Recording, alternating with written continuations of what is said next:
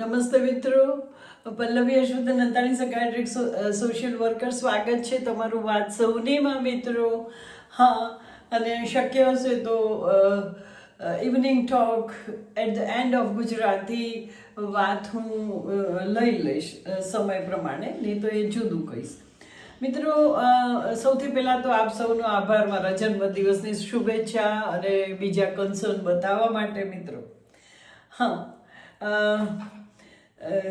અને બીજું મિત્રો, જે મારું ગઈકાલ તો ન કહેવાય, વચ્ચે થોડો ગેપ પડ્યો, એનું જે વાર્તાલાપ હતો એને એટલો બધો સારો પ્રતિભાવ મળ્યો છે ને. Some of them is going beyond 700 ને.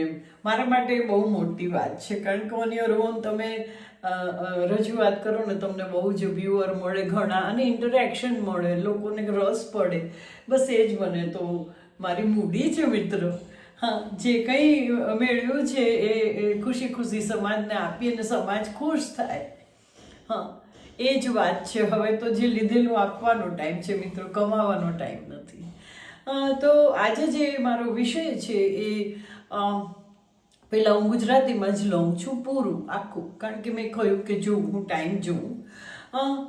તો સિબલિંગ રાઇવલરી એને કહે છે કે ભાઈ બહેનની સ્પર્ધા, હરીફાઈ પણ કહે છે. તો એ એક બહુ જ મિત્રો જરૂરી વિષય છે, હા, મનોવિજ્ઞાનમાં. અને આ જે ભાઈ બહેનની જે સ્પર્ધા છે એ અંગે તમારે જો બહુ જ ડિટેલમાં અને છણાવટ રીતે જોવું હોય તો મિત્રો, મારા 1000 માનસ સંતાન નામની જે મારી ચોપડી છે એને એ પ્રમાણે જ એને લઈને જ એની વાતો જ મેં યુટ્યુબમાં લખી છે. તો યુટ્યુબમાં મારા પેરેન્ટિંગના બહુ શરૂઆતના જે એપિસોડ્સ છે એમાં તમને મળશે જાણવા. તો આ જે ભાઈ બહેનની હરીફાઈ છે ને એ બાળપણથી શરૂ થાય છે, અને પછી બાળપણનો એક તબક્કો આવે છે, નિશાળમાં જે જાય એ તબક્કો, કિશોર અવસ્થા, યુવાવસ્થા, અને પછી જે એ લોકો ગૃહસ્થાશ્રમમાં જ્યારે ભાઈ બહેન પહોંચે છે, આ વખતે આ જે ભાઈ બહેનની સ્પર્ધા છે એનું જુદું જુદું રૂપ જોવા મળે છે મિત્રો. હવે આ સ્પર્ધા કેટલે અંશે યોગ્ય છે, એને કેવી રીતના એને હેન્ડલ કરવી, આ બધી વાત હું સાથે ને સાથે લેતી જઈશ મિત્રો. તો સૌથી પહેલાં જ્યારે બાળપણમાં છે ને, તે બીજું સંતાન જ્યારે આવે ત્યારે પહેલું સંતાનને ગમે એટલું તમે શિક્ષણ આપો, સમજાવો, એટ્રેક્શન આપો, તો એની જિંદગીમાં બીજું સંતાન કે બીજી કોઈ વ્યક્તિનું આગમન એને ગમતું નથી. હા, એને કેવી રીતના તમે ઉછેરશો ને કેવું સરસ છે ને ખોળામાં આપો ને, એ પ્રયત્ન કરીને બધું કરે છે, ખુશી બતાવે છે, પણ ઇન હાર્ટ ઓફ હાર્ટ, એના હૃદયમાં ઊંડે તો એના માટે સ્પર્ધા, રાઇવલરી એવું હોય જ છે. હા, એવું કાયમ એવું નથી હોતું કે આ 3 વર્ષ મોટું ચાઇલ્ડ હોય સાવ નાનાને બહુ પ્રેમથી રાખે, એને વાંધો તો પડે જ છે. હા, એને ખોળામાં લે બધું. તો એની છે ને તે એ તમારા બધામાં ભાગ પડાવશે. અને ઘણી વખત પેરેન્ટ પણ એવી રીતે કહે છે કે હવે આ રમકડા એના, ને તારે એને સાચવવાનું, ને નાનો ભાઈ કે નાની બેન છે ને તારે આવશે ને તને બહુ મજા આવશે. એમાં અમુક વસ્તુ એને ગમે છે, અમુક નથી ગમતી, અને એની પોઝિટિવ કે નેગેટિવ અસર થતી હોય છે મિત્રો. તો બાળકને આગમન ગમતું નથી, કારણ કે એના જે સુવાંગ હકમાં ભાગ પડાવનાર આવે છે મિત્રો, પોતાનામાં ભાગ પડાવે એ કોને ગમે છે, કયા લેવલે ગમે છે મિત્રો? છેક મોટા થાય ત્યારે નથી ગમતું. કોઈ એમ નથી કહેતા કે ના ના એ ઘર તું રાખ અને હું આનાથી ચલાવી લઈશ, એવું શક્ય છે મિત્રો? તો આ જે રાઇવલરી છે એમાં મિત્રો ઘણી વખત છે ને તે એમાં ઈર્ષા હોય છે, અને જાણે ને અજાણે પ્રેમની સાથે ઘણીવાર નાના બાળકને નુકસાન કરતા પણ જોવા મળે છે ભાઈ બહેન.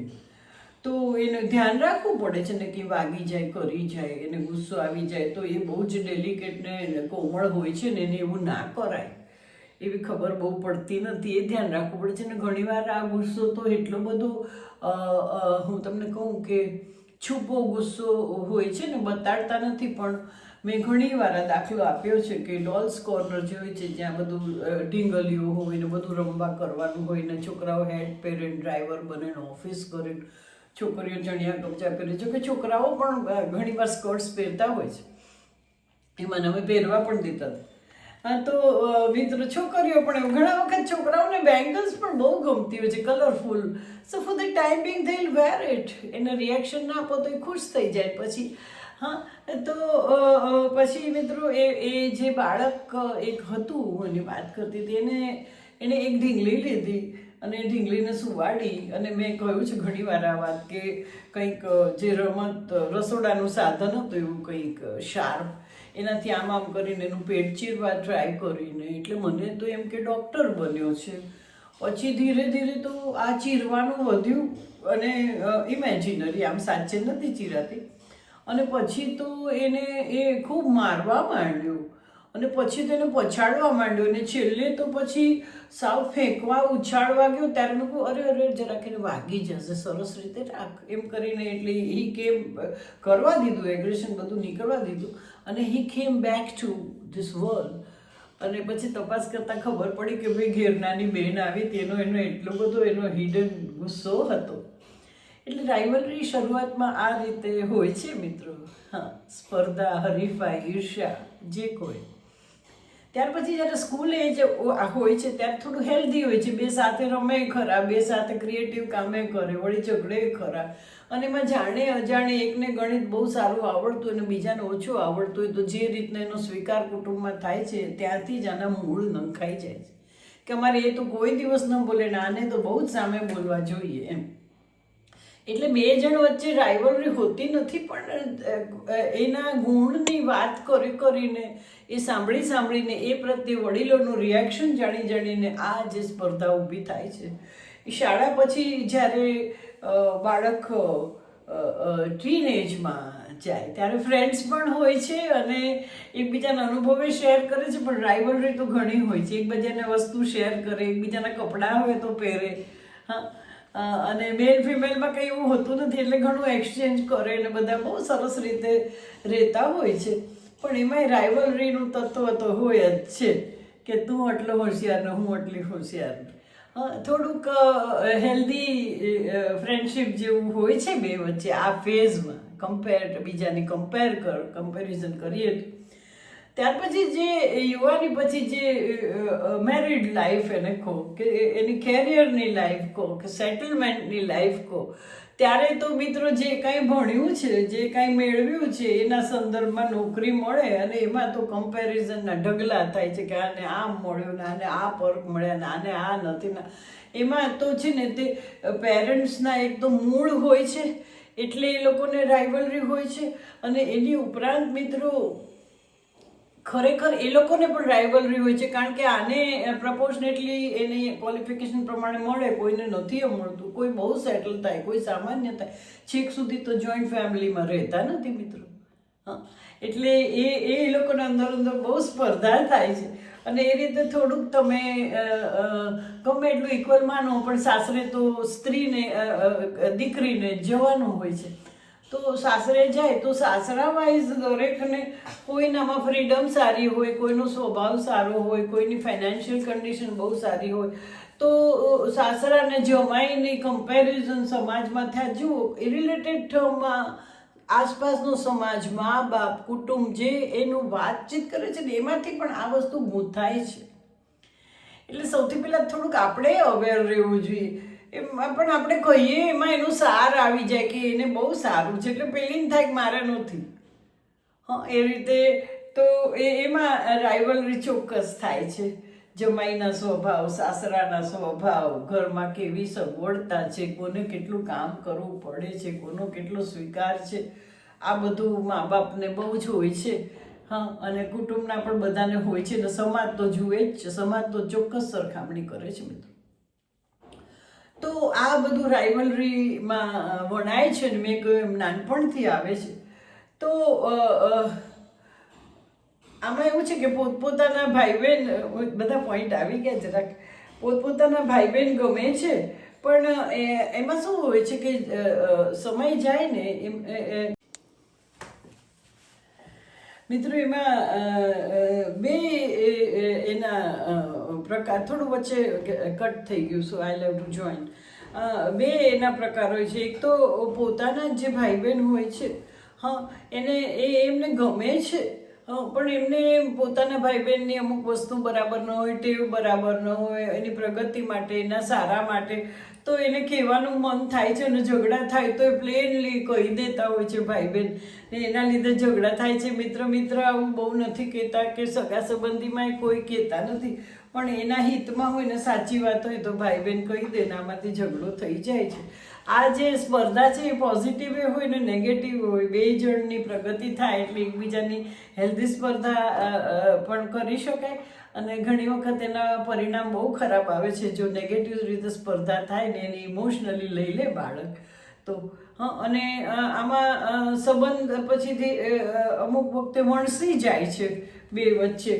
અને મિત્રો, આની ચરમસીમા ક્યારે આવે છે? જ્યારે ભાગ પાડવાના આવે છે, એકબીજાને વારસો આપવાનો આવે છે, ત્યારે સમજીને થાય તો વાંધો નહીં તો સંબંધ કાયમ ખરાબ રહે છે. પણ એટલું તો છે કે બાળકને જે રીતના ઘડતર થયું અને જે રીતના એને વાતાવરણ મળ્યું હોય મિત્રો, એ રીતે એના ભાઈ બહેનને સ્વીકારે છે, અને એ સ્વસ્થ સ્પર્ધા હોઈ શકે કે અસ્વસ્થ રીતે પણ એ હોઈ શકે. એમાં કુટુંબનો ઘણો બધો ભાગ હોય છે મિત્રો. અમુક વખતે એમ કે કંઈ નહીં, તારો ભાઈ છે જોવા દે, એમ અમુક રીતે જે ભાઈ બહેન ને ઝઘડા વખતે જે સમજાવ્યું હોય ને એની અસર દૂરોગામી રહે છે. લગભગ બહુ જ ઓછા કેસમાં ભાઈ બહેનનું બહુ કે ભાઈ કે બેનમાં બહુ સ્વસ્થ સંબંધ હોય છે. એમાં રાઇવલરી અને ઈર્ષાનું તત્વ તો જરૂર જોવા મળે છે, એવું મેં જોયું છે. પણ એટલું એ વાત સાચી છે કે તન તપે, જેને ગુજરાતીમાં કહે છે, એકબીજા માટે જે લાગણી થઈને લોહી તપે ને એમ થાય કે એને પીડા થાય ને વેદના બીજા ભાઈને થાય, બેનને થાય, એ તો એમાં જ શક્ય છે. લોહીના સંબંધ છે ને મિત્રો, એ તો ક્યાંય જવાના નથી.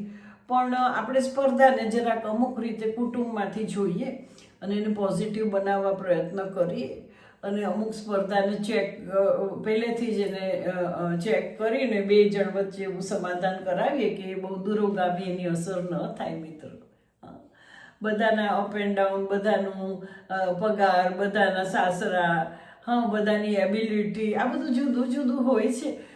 પાંચેક ભાઈ બહેનમાં એક ભાઈ બહેન જરાક ચાર કે પાંચ તો પહેલાં હતા, એમાં એકાદું જરાક પૈસાની રીતે પાછળ હોય તો એનો સ્વીકાર તો ઓછો થાય જ છે મિત્રોને. એ મનમાં ને મનમાં બહુ ચુમાય છે. પણ આ વખતે રોલ જ માતા પિતાનો એમાં હોય છે કે એને એટલું સરસ માન આપ્યું હોય ને એની જે બધા સારા ગુણો હોય એને એટલા બધા ફોકસ કર્યા હોય કે પેરેન્ટ્સને વિચારે ના આવે, બાળકોને વિચારે ના આવે ભાઈ બહેનને. અને એમ થાય કે એવો જ છે તોય બધાને ગમે, કે મારો એ ભાઈ જરાક એવો જ છે, કે મારી એ બેન જરાક એવી જ છે ને એ નહીં ચાલે. તેમ છતાં એને ગમતા હોય, ઝઘડતા હોય, પણ એક જાતનો બોન્ડ તો હોય જ. That is one blood friend. તો મને લાગે છે હું ગુજરાતીમાં જ રાખું, કારણ કે સમય ઘણો થઈ ગયો છે. ઇંગ્લિશમાં આ જ વાત હું લઈશ અને જોઉં છું ઇવનિંગ ટોક કઈ રીતે સ્વીકારાય છે મિત્રો. તો શું કહું મિત્રો, તમને આ વાત ગમી?